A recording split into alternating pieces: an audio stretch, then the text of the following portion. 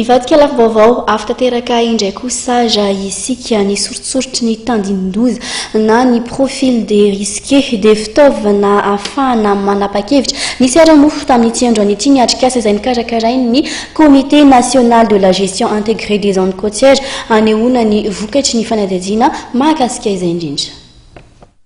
Notanterahana androany teto amin'ny trano fandraisam-bahiny Panorama ny fanehoana ny vokatry ny fanadihadiana niarahana ny voameran'ny ranomasimbe Indiana sy ny tetikasa Island izay mitondra ny fanohanana tamin'ny fanadihadiana fametrahana ny soritsorotry ny tandindindoza eto amintsika.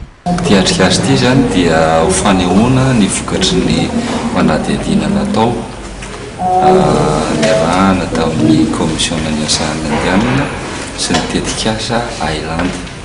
Ny komisionana sahan'ny Indiana sy ny tetikasa Island dia nanome fanohanana ao Madagasikara ahafahana mandinika ny fametrahana soritsoritra tandindindoza na ny profil national des risques momba ny ireo mety loza voajanahary miseho eto Madagasikara.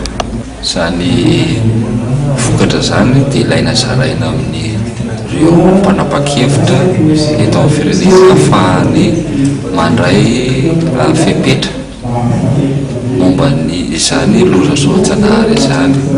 Ny antony ilana azy moa zany ireo vokatra ireo dia hoan'ny ho avy satria raha ohatra ka tianao fandrindrana ny tetim-pivoarantsika ka tsy mahalala ny zava-misy ireo tandindindoza mety iseho noho ny loza voajanahary dia sarotra manao ny fampandrosoana eto Madagasikara.